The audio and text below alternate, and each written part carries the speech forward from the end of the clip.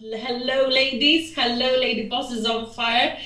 My introduction today is a special one because we have one of our team members. Actually, Paula Jones has been a team member for quite a long time. I have, yes, I have. And you've been with us a couple of months, and I was lucky enough to get invited actually on your group when we were doing planning strategies, goals strategies, which is kind of Yeah. my forte. But I know very, very well that's your forte, and you're really an expert. I've followed so many of your live interventions. Is actually Instagram. But before we go and dive into IG immediately, I'd like to tell our audience a little bit about you. And first of all, Paula is in South Africa, and she's a business coach who specializes in helping coaches and service-based bloggers, and she helps them attract dream clients on Instagram. So to be fair, Paula, you've been flirting with the digital space for quite a long time because you started off as a mom blogger, and then you developed your own line of maternity wear for kids, and then and for kids, and so then you started, thinking more about serving your audience in a different way. So it's been quite a journey. It has. Thank you, Mariella, and hello to everybody who's joining us. It's such an honor for me to come into the Lady Boss group and speak about my passion, which is Instagram. Mariella, you are right. I started out as a blogger, and I so eventually, when you start blogging, you land yourself on these marketing agencies' press drops, and I used to get sent these irrelevant items that they would expect me to promote on my blog and all those types of things. And I just decided I really don't enjoy promoting products that mean nothing to me. I don't really love them. I just felt misaligned, so I developed my own product. That's what led me into the maternity wear and the kids wear boutique. And that was going really, really well. I was wholesaling into one of our biggest online retailers. And then my friends started asking me questions about how I managed to grow my social media presence. And it was around about that time that I realized I really don't like logistics, as in, I don't like relying on other people so much. In South Africa, we've got a lot of unions that get involved with transport industry and the labor industry. So that would often delay launches and things like that. And then I thought, I really love social media. Everybody's asking me about this. Maybe this is an avenue that I can look into. And that's how I got here. Wow, and this is now, you actually have quite a nice audience on Instagram, which is more than 7,000, I believe. And you've built this a very, very specific niche for coaches and entrepreneurs and content creators. So basically, you're very focused on people who are using social media, Instagram specifically for growing their business, right? Absolutely, yes. I focus a lot on Instagram, just because I really love that platform, and I think um, it's so multifunctional, and we're going to get into that, Mariella. Yes. But also, but also, I also have a passion for helping my clients build out their first funnel to build email lists. So we need to be present on social media, and that may look different for everybody, but I also believe that we need to be building our lists at the same time, because we don't own the social media audience, right? Um, and this is why we need the email list. So those are my two absolute favorite type of audiences to build. And the rest I play around in a little bit. There's some that I know absolutely nothing about, and I'm not going to pretend to. But those two are my favorite, yeah. You've mentioned something which is absolutely important, which a lot of people really neglect, and it actually leads to some of the questions that I've prepared for you later. And that is the function of building an email list, because if everything goes wrong, but you have your own client base because you have your own database, this is the strongest tool that you can have to create and to increase your business. But before that, Exactly. there is so much noise out there. There's, in so many social platforms, TikTok, Facebook, LinkedIn, and they're all Clubhouse now. It's really gaining a lot of momentum as well. Why Instagram and not Facebook or YouTube or LinkedIn or TikTok? So firstly, I want to say that there is a lot of noise out there, and we've got so much choice as to where we want to show up online. And so many times I see, and I was that person too, new entrepreneurs trying to be everywhere, and they don't yet have the resources, be that a team or money to pay for advertising or time on their hands to effectively be visible enough on all of the platforms that they try and get onto. So it's super important to know who your ideal client is and where they are hanging out. This is number one. And once you've got that right, then I would say, okay, if you know that your ideal client is hanging out on Instagram, or perhaps it's Instagram and Facebook, then you can make an educated decision about where you want to be. But the reason I love Instagram, and you mentioned some good social media networks, I mean, all the big ones, LinkedIn, YouTube, we've got Pinterest, we've got Facebook, now Clubhouse, is where do you go? And we have to consider that people like to consume content differently. Some people watch video with the sound on. Other people are perhaps watching video at work and they are reading subtitles. Some like to read long form posts. Some like to read short posts. Instagram can offer all of this to you. So there are so many neighborhoods. There are 5 neighborhoods, and we're going to get to that just now, within the app, where you can create different types of content that you are able to reach 5 different types of audience who likes to consume content in different ways. The only thing that Instagram cannot do actually is mimic Clubhouse, because Clubhouse is an audio-only platform, and so you need to decide where you need to be, or where you want to be, where you're best going to put in your efforts, your resources to grow your audience. And this is why I think Instagram is possibly one of the best free forms of advertising at the moment. Would I be correct in saying that the audience on Instagram is, a little bit more elite than perhaps TikTok? TikTok is a little bit more fun, funky for the young. Facebook seems to be a little bit either demographic oriented or for an older kind of generation. YouTubers are the ones who really want to be visible and explain in a lot of detail. Whereas Instagram would really reach the cross-section of everything else.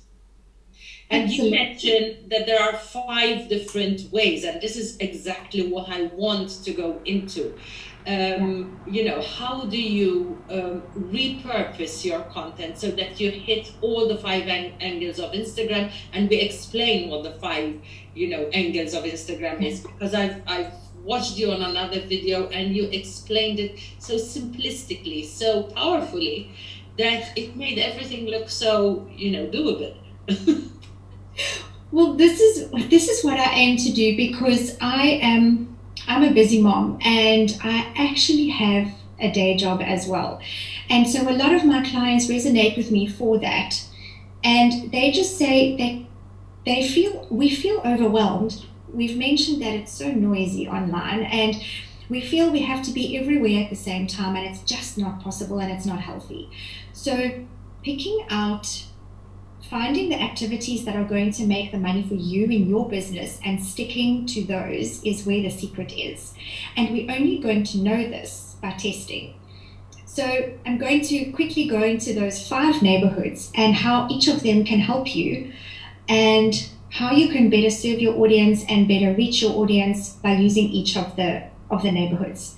So the first one... Neighborhoods, I've never heard that before. I really like the way sounds, because they're inhabiting within the same space. Yes, and that is not my term.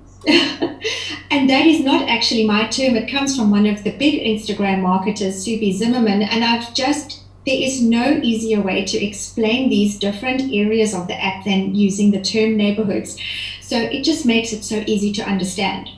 So the first one would be your grid, which is where you normally post. So if you want to upload a photo or upload a graphic to Instagram, it's going to appear in your grid. So that is where you're going to provide valuable resources, or what should I say, valuable information for your audience, because part of your social media content, your pillars of content strategy should always be education. That is how we build the authority in our niche, that we know our stuff, and this is why people should purchase from us. So the grid is where your normal, quote unquote, normal content is going to go. Then you've also got IGTV, which is your video content. So you can upload anything from 15 seconds to, if you want to do a 45-minute explanation video, that's totally up to you. What some people didn't realize was that you can pre-record this video. So this is not the same as an Instagram live. And I know inside the group we had a question about lives. Yes. And I'd love to come back to that if we've got time. So this is where you can upload a pre-recorded video, but you also have the option of saving a live. If you go live on Instagram, you can save that as an IGTV video. So those are the two. The next one, basically the newest function, is Reels. So this would be the competition to TikTok. The reason I would say you need to be on Reels, or that it would be a good idea, is because it's a new feature, and Instagram always favors new features. So the more you use their new features, the more engagement and the more traffic you get, right? And the more exposure you get, and the more exposure. And a lot of people think that you can't do business using Reels, but I disagree, because if I'm showing you behind the scenes, or I'm showing you a bit of my brand personality through a reel, it makes me more relatable. It helps to nurture that know, like, and trust factor, which is so necessary for someone to purchase from us. So Reels is the third one. The fourth one, and possibly my favorite, is Stories. I always say we use the grid content to increase followers and increase engagement, but we use Stories to convert those followers into clients. Okay. And then the fifth neighborhood is naturally IG Live, Instagram Live, which is like a Facebook Live. It's you going live on camera, and you can do this with up to 3 other people on Instagram. That's a fairly new function. You can now have 4 people on a live at the same time. So you could have a conversation more or less like we're having, and do that live on Instagram. And collect people, collect an audience, have feedback, have response, yes, answer questions. So that's really quite useful. Well, absolutely. Recently I was watching, and I want to tie all this in with something very important, because IG is known for its hashtags. So someone described Instagram as a huge filing cabinet where you pull out what you need by use of hashtags. So give us a little bit more information on the importance of hashtags, how you choose your hashtags, how many hashtags can you put in on one post? If you do a live, how you tie hashtags at some point in time later. I mean, so many questions there. It's so exciting. Well, hashtags it's quite a big topic, and it's something that seems to scare people because they're not exactly sure how to use them. So when you think about social media networks, we've got so much choice. I'm getting a replay here. Are you getting to scare people because they're not exactly sure this is how to use them? From me. Okay. Is it coming from your side? Okay. Let me get back. Sorry. took the recording. Don't worry, we can keep going. So I thought maybe it's coming from my side. No, So no. I just realized suddenly.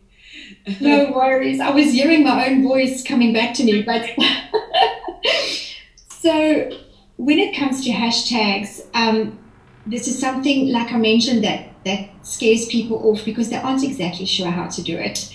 Yeah. And when you think about social media networks, Pinterest and Instagram included, they are in essence search engines as well. In 2017, Instagram released stats and they said that 70% of online shoppers go to Instagram to browse.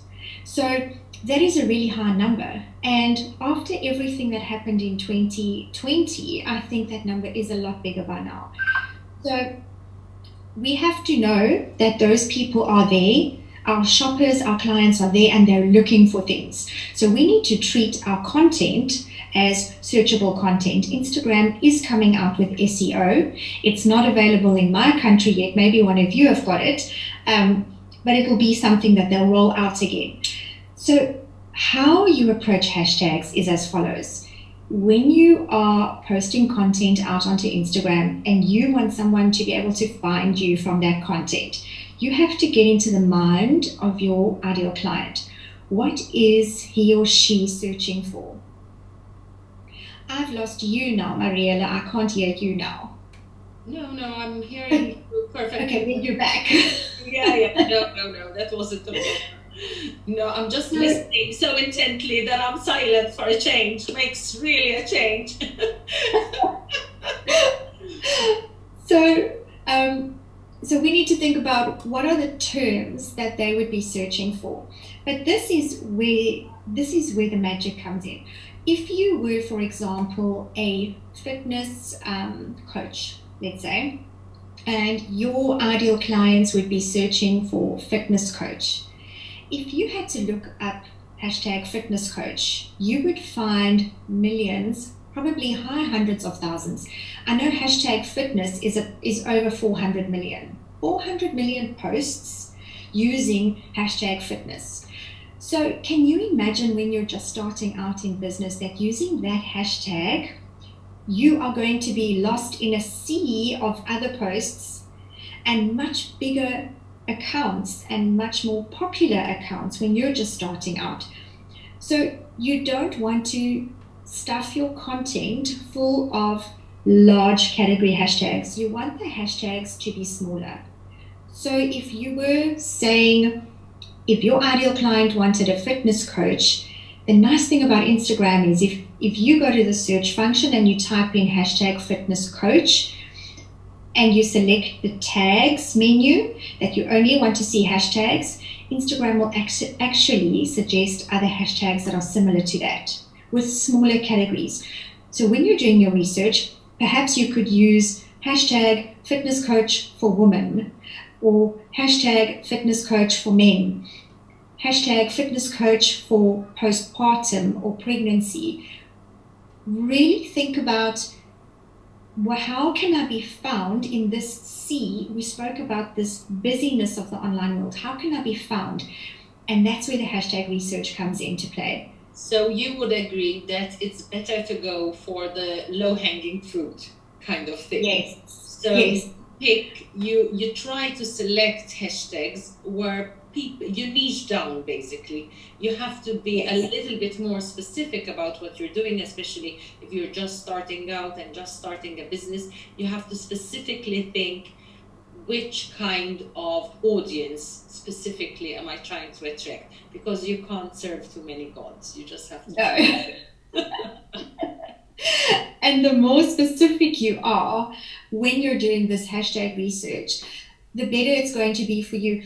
I want to encourage you next time you go and have a look at one of those big hashtag categories. Go and have a look at, you've got top posts, go and have a look at how many likes and comments those posts have.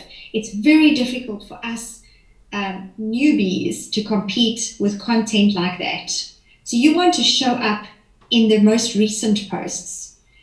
But if someone's posting with hashtag fitness every 5 seconds, you're going to quickly go down the ranking. Yes.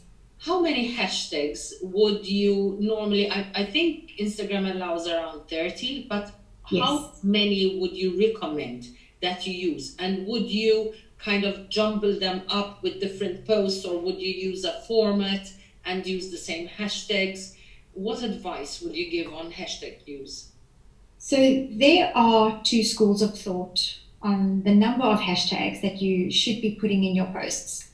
The one school is that if you've done your hashtag research properly, and this is not something that we get right every time, then you should be fine with 11 to 13 hashtags. Then the other school of thought is Instagram allows you to use 30. You will never know if your hashtags are perfect. You're never going to hit perfect, so use all 30. Mm-hmm. People also ask, do I add the hashtags in the caption or do I add it in the first comment? It doesn't matter. There is no research out there showing that one is better than the other. However, I do have this advice for you. If you are putting the hashtags in your caption, make sure the caption is clean. And in other words, there must be line breaks. Nobody will go through a large caption that hasn't been broken up into paragraphs because people are in a hurry. So make sure that the caption is clean and the hashtags are all right at the bottom. And if you decide to put it into the first comment, you need to do so immediately after posting, not a couple of hours later. Okay, so that's quite an important tip, actually. Yes. Going back to the caption, because the content you put in the caption is actually quite valuable. It's not as valuable as the post itself, perhaps, but if someone really wants to follow through with the value of the content that you're putting on the table, they're going to go into the caption. Yes. How do you visually make it absolutely appealing? I know emojis are kind of order of the day, and as you said, breaking them up, but small, large. How do you do your captions? So the anatomy, let's call it the anatomy of a good caption, is something like this. And you would have to play around because some people might want to consume the content that you're putting out in long form, and others might be the type that reads content on the run and they don't want to hang around to read a 1,600 word caption, right? Or should I say character caption, not words. So the anatomy of the caption remains the same, however long you decide to make it. So the first part is, and this is very important because your image that you use needs to, you've heard the phrase, stop the scroll. We want to stop the scroll. So the graphic or the image you use is going to play a big part in that. But secondly is the eyes will skim to the first line of your caption. So that needs to be powerful. Yes. That needs to be a question. It needs to be something controversial. It needs to make that follower stop and want to read the rest. And this is sometimes a difficult thing to do. Then after that, you've got the meat of the caption. So that is where you deliver your message or you deliver your educational content, and breaking it up into paragraphs and using emojis, like you said, makes it just easy for the eye to read, and it brings attention to bullet points or important parts of the caption, right? And then before your hashtags, you want a call to action. I believe every piece of content needs to have a call to action. It doesn't mean that you must be selling in every piece of content. Note the difference. We don't want to be pitching all the time without providing that value. But call to action, when we leave a call to action for our audience, it trains them to interact with our content. So a call to action can be double tap if you agree. I'm sure you've seen that. It's overused in my opinion. That's why I don't use it. Comment and let me know what you think. Swipe if you've put a carousel. If you've put carousel post up, encourage them to swipe to see the rest of your story. Share this to your stories is also a call to action. Send me a DM is also a call to action. There are many call to actions that you can use. Click the link in my bio. These could be for free resources. This could be for free advice. And obviously we use this when we're pitching paid offers as well. Okay. So you've mentioned quite a lot of important things which are creating or stimulating engagement. So Yes. when you actually put a call to action, like DM me, direct message me, SCTA in any case, for those of you who don't know, is a call to action. So you are prompting your client to do something. How do you create a follow-up engagement? How valuable is direct messaging? How often do you actually directly respond to people who have left a comment on your post? Because that is how you follow through on the back end, from the back door in. Yes. With kind of way with your potential clients or people who are having interest. Because fundamentally, unless you enjoy having a hit on your endorphins and you love people putting a lot of likes, really and truly the reason why we use social media, if it's business oriented, is going to be to translate this into awareness, into marketing, personal branding, and eventually to sell. Exactly. Good point. How do you create this engagement? So this is a question I get asked a lot because people feel that they're putting out all this great content and the vanity metrics are there, that endorphin rush that you spoke about. I'm getting likes, I'm getting comments, but I'm not making any sales. And we are so quick to ask for engagement, but we are yet then hesitant to give engagement. So I like to think of it, if I want engagement, I need to engage. So this involves spending a little bit of time on the app daily when I am active on there myself. So this means reaching out to potential ideal clients. And how do you find them? I would start with my own audience. So I would say anybody who's interacted on one of my posts, replied to a story, go to their account and go and engage a little bit with them. Go and leave some likes on their posts, go and leave a valuable comment. So a valuable comment is 4 words or more. You don't want to just leave 3 little hearts. It's not actually considered engagement. So you want to go and leave something valuable that shows that you actually read the post. This takes time, and this is what scares people away from Instagram, because this is what makes Instagram different to Facebook. It's very one-on-one, a lot more one-on-one. It's a lot more personal and a lot more relationship building.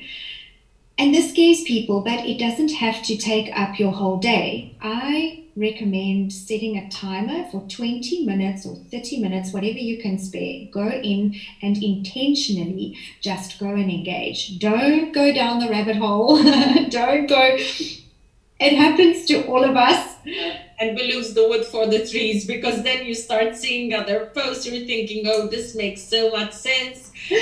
Yeah. And it happens to the best. Actually, there was one question from a woman who is very well known in Malta, and this is from Claire. Oh, I love Malta. Yeah, I know, and this is, I will have to tell the story of how we virtually met. But Claire asks, how do you plan the time you work on social media, as at times it can take over most of your time and it's very time consuming? Yes. Is that, can I ask you to clarify? I'm assuming for content creation? Yeah. Well, it's, yeah, it is for content creation. Okay. We're talking about time on social media, and this is actually content creation and then taking it forward, and we're saying how we're going to interact with our potential clients. Because doing social media content Like Yeah. I said, you can start off with something and you repurpose it, but when you're actually engaging, it becomes a lot more time consuming. So this is why I want to come back to the point I made at the beginning, why it's important to pick one or two social media networks and focus on those. Because if you are trying to be present on LinkedIn and Pinterest and YouTube and everything, you don't have a team and you don't have a social media manager, you are most likely going to burn yourself out. That is just the honest truth. Yeah. For me personally, I focus on Instagram and Facebook group promoting. Those are my things. And because I send emails out, I can easily repurpose content. So here is my strategy, my easy tips and tricks, if it helps you at all. And that is, I have a content strategy that I follow where I ask myself strategic questions. So I have a brainstorm. I do this in a circular format. I'm a visual person, so I need to write on paper and it needs to be like a mind map or something like that. I ask myself strategic questions about my niche. So this is why sometimes we shy away from doing the initial work of knowing exactly who the ideal client is, knowing what their pain points are. If I don't know what my ideal client pain point is, I can't address it, I can't solve it. And I also need to know where she wants to be. So sometimes people skip this step and then creating content becomes really difficult. Once you know these things and once you've done that hashtag research, which you are going to change up every now and again, it becomes super, super easy to create content. You can just spit out content headlines. I did a training on this. Mariela, I don't know if you were at that one inside my group where we said, okay, this is how we create content in 30 minutes. And it's asking strategic questions like, if I think of my ideal clients, or if I think of the clients that I serve, what are the biggest mistakes I see them making? You can word that in so many. For this, actually, I have read it. Yeah. You can word that in so many different ways. Exactly. The top 3 mistakes I see happening in my niche. Don't do this in my niche. Are you doing this in my niche? Do you see how it's the same content worded in different ways? Repurposed. The essence of the content is going to be the same, but the eye-catching headline is going to be different. And let me tell you, no one's going to say, oh, but she posted about this last month. They can't keep up, you know. It's not only that, if someone is actually saying that, it means that they're really following you very intensely and they should be your clients. Exactly. Yeah. So that's a good one. The other thing, I don't want, to spread the subject too far, but obviously one other way, if you're really growing and growing very fast, is to have a team that will actually help, put out content, catch you in moments, understand your psyche, understand your niche. Yes. The most important thing, I think the most valuable point that has surfaced from this, which is very clear, is that the clearer you are about the audience that you want to attract, the clearer you are about what your subject is, what you serve, is the best way by which you can actually create content that is valuable to your client. Absolutely. Because once you are clear on your pillars of content, I call them pillars of content. So basically those are just themes or topics that I will be speaking about on my page. So if you go to my Instagram page, you'll know what you're going to find there. And once you're clear on that, number one, you will know what to post on. It'll be easy for you to think of content ideas. Number two, your audience comes to know you for being the expert on those topics within your industry. Paula, I want to ask you something, because again, there are, different people with different minds around this, but we're human beings, and people love to interact with someone who doesn't seem to have, an articulated, page. So how much of your personal content, of your real life stuff, would you put out there, even if you have a business account, even if you are specifically working on a subject that is, in your case, you're coaching people on how to use Instagram to grow their business, correct? Yes. So this was a tough one for me to navigate when I changed my account from a personal account to a business account. I could not find the balance of what I thought I needed to have. And the great answer here is that there is no wrong answer. There's no right and wrong answer. Because what I discovered was that people will resonate with you because of who you are. There are many Instagram coaches out there that are way bigger than me, but my audience knows I have a day job. My audience knows we have 4 children. My audience knows what I do for a living in my day job. It's got absolutely nothing to do with Instagram. My audience knows I love coffee, and they know that I love dogs. So you will find someone who resonates saying, you know what, I have a side business as well. How do you X, Y, and Z? It's because of those personal things that I've shared that's made me relatable to the people that come to my account, instead of someone who may have 100,000 followers, because they cannot relate to her. She may be single, she may have no children, and she's got her life together. I do not. You do think that a small dose of who you really are and your real personality is absolutely important to connection with your audience. Absolutely. If you're a personal brand, and if you are, this is different for online store owners and depending on your brand. So that's why I say there's no right and wrong answer. You need, and you know what, Mariella, we've said this before, the clarity comes from the doing. Once you start doing it, you think, I'm going to do it this way. And maybe once you've done that for a month, you think again to yourself, this doesn't feel great. I'm going to try this. And eventually you hit that. That's what happened with me. I thought, I cannot put no personal content out there, and I cannot run 2 Instagram accounts. I don't have the time. And I found a balance that feels really good for me and really comfortable for me, and that's where I am. And you know what, that might change in the future, and that's okay. Wow, that's really amazing, because these are all the questions that I'm sure that everyone is asking, and everyone is concerned about time, concerned about content, how to do it right.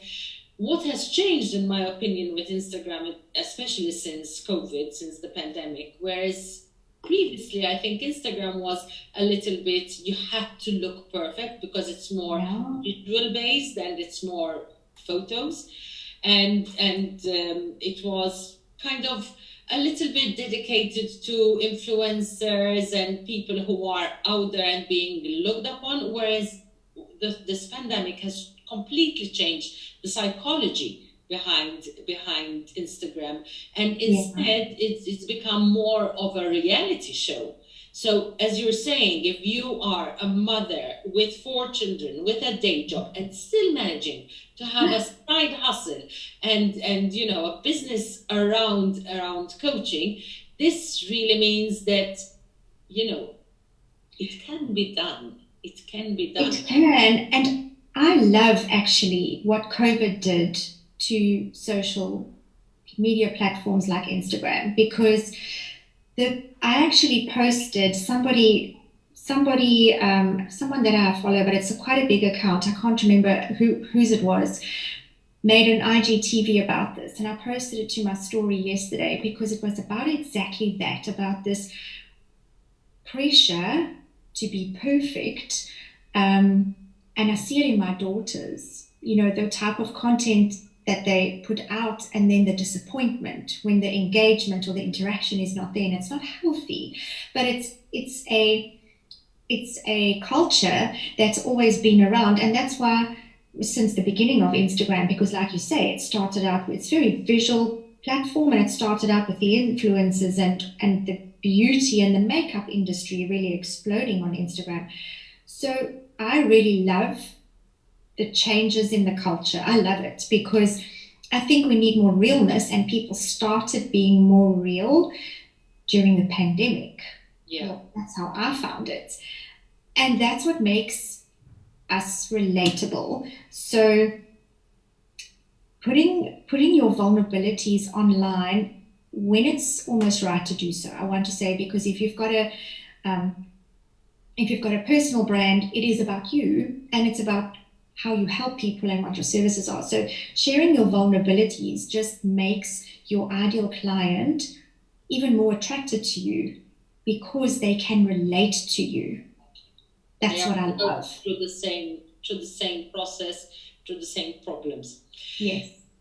Just one last question, because we are running out of time. Are we almost out of time already? I know we have quite a nice audience looking in, and quite a few messages, the ones I've managed to read. However, for a lot of people, and especially in this group, a lot of women are women who are in business and who are using social media as a way to promote either a product or a service. You are a lot more service-based, whereas a lot of the women in this group are actually product-based. So they actually have a product to sell. So, the visual aspect of putting out their product there is valuable and important. How could you combine the reality part, the human part of the woman behind the business, because we're only talking to women here in this case, and the product on Instagram to get more sales? This is such a great question, and I have a current client who is building a brand that's like this, because she is a personal brand on her own, but now she's launched a product as well that she needs to sell online. So what we've done with her, and she's getting such great reach, I actually want to see if I can pull up that photo, because she sent me her stats 2 days ago, if you'll give me 2 seconds. And what she's doing is she's using Reels. And so for those that have not wanted to use Reels, I want to encourage you. Here we go. She sent me that her accounts reached is up 980%, and her content interactions is up by 3,333%. And what I want to say is that this girl has under 500 followers, and she's just launched this product. It is a very, very, very niche market. It's a super small market, but it's a passion.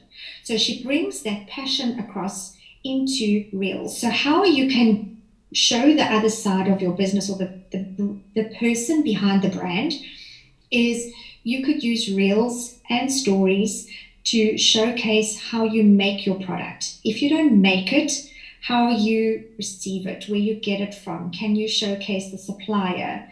If it's like a nice, luxurious brand, showcase the supplier.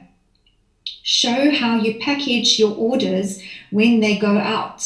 The unboxing has become, it still is a very popular thing. Don't think that it's dead. If you can get clients to send you a video or to tag you in a story where they're unboxing their order from you, those are gold. So what she actually did is she's a breast cancer survivor, and she developed the chemo kit here in South Africa. So she's not shipping internationally yet. That's why I say it's a very small market. But she's got the most beautiful reels and videos and story videos of how she packages this kit and how it looks when they receive it. And every time she does that, somebody either buys for themselves or they buy for a family member or friend going through chemo. You can give, and this is where storytelling comes in. She has the most beautiful story. She got breast cancer when she was 28, and her father actually makes a bracelet that goes into the kit. And I said to her, you have to tell the story. You can't keep this stuff to yourself. So she shows you, this is the bracelet that my dad makes that goes into this kit, and this is why I developed this kit.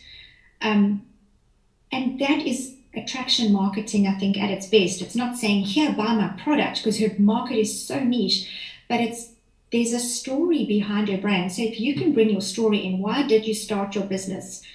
Why is it so special to you? Why do you love serving the clients that you love? If you can make stories about those topics, you will always touch the right people. Those ideal clients of yours will be attracted to your marketing efforts because of your realness, your authenticity, and the story behind the brand. So it's not, just about the product. It's about the story surrounding the product, the why of the product, the soul that goes into it, why you have the passion for your product, whatever it is, whether you're service-based or even if you have actually a physical product, there is always a story behind it and how it came to be. And people will resonate with that. They do. People really do. People resonate with the strangest things. I have people tagging me in things on Instagram that has coffee in it because I've spoken so much about my love for coffee. It has nothing to do with my business, but it's created that engagement in my community.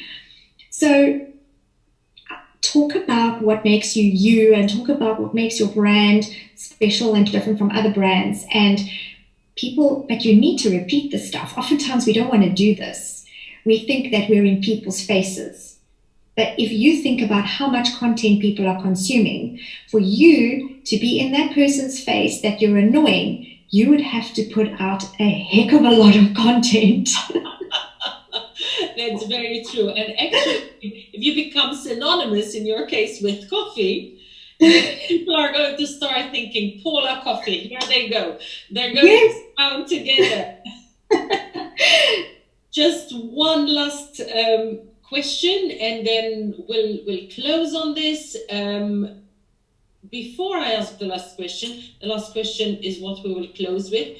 Paula, I know that you'll be launching, maybe I'm preempting things, but you might be launching a new program very soon. And I'm sure that quite a lot of my audience here would be interested in what possibly could be, a moment, an aha moment for them to be able to grow their IG business. So tell us a little bit about that, and then I will ask my last question. Promise it will be the very last one to close this off.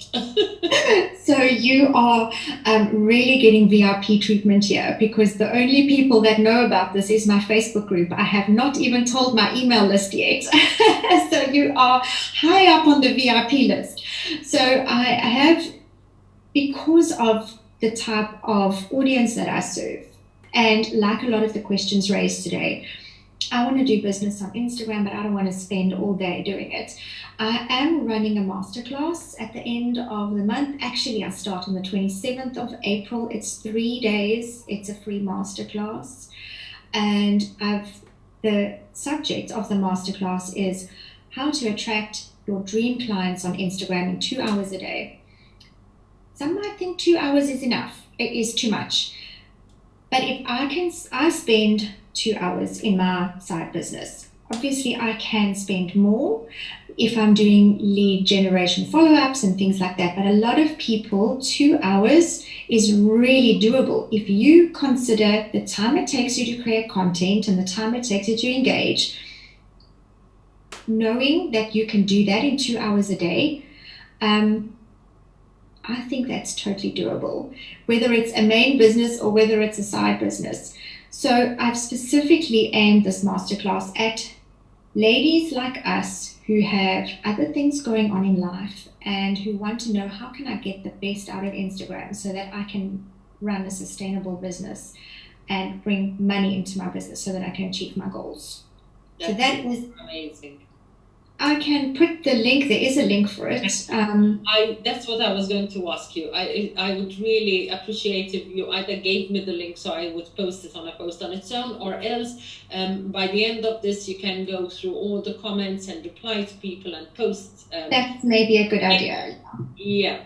And post the link so that anyone who wants to take you up on this absolutely unbelievable opportunity, actually. And I thank you very much that you've extended this opportunity even for the women in this group. So I'm sure that it will answer so many questions. It will take away, a lot of the cobwebs around our heads on how to do this effectively in the shortest time possible, and to be able to, see results. Absolutely. So you are all very welcome. I will go through the comments once we're done, and I'll leave the link there if that's good with you. That is absolutely right. And I'm sure that the last question I wanted to ask you is something that you will be answering in the masterclass. So I'm definitely going to be one of the people who will be joining. And that is how we started actually off. And that is, how do you get down to building an email list? I know it's an extensive question. For a last question, just a very short answer. Whoever is interested in knowing more should join the masterclass at the end of the month. I'm sure it's going to be a wealth of information. The email list building, and this is a really exciting thing to set up, because you can set this up. It takes you the time to set it up the first time, and then it runs in the background. So we call this a funnel. You may have heard of a funnel if you're new to list building or email automation. So, and the great thing about this is you don't have to spend time on this. So you develop a basic funnel, works like this. You develop a free resource that really serves your community or your audience. And in exchange for your free resource, they give you an email address. So here's a spoiler alert. When you sign up for the masterclass, you will need to put in your email address. So how this would work is you would exchange, nothing is for free, right? You don't just give somebody your email address for nothing. You want something in exchange. So it's got to be a valuable piece of free information that would really help that potential ideal client. And then what you could do is, I have not done this with the masterclass, but I have many others that run like this, is you build the funnel. So your email software sends out a welcome series or a nurture series, email every day or every second day over a period of a week to 10 days, which essentially is warming up an already warm lead. That is what a funnel is basically. And the end of that funnel depends totally on your business. Do you want that client to book a call with you, a discovery call? Do you want to send them to your website? For any online store owners in the group, a great thing for you to do is a voucher. So I'm sure you've seen this, a coupon, 10% off your first purchase, or whatever you decide it should be. In exchange for getting onto your email list, they can use a coupon in your store that's valid for one purchase. Mm-hmm. So that is the basic funnel, and it's super important, because if I tell you that tomorrow there's a big crash and Facebook servers are down and Facebook and Instagram and WhatsApp aren't working, how will you contact any of your, and it takes them a week to fix it. It takes them a week. How will you contact your clients? Yeah. Think about that. That's why I wanted to end with this question. And as it happens, there are, a section of this of ladies in this group who are actually following one of my master classes on how to build a funnel, a marketing funnel. So this is really interesting.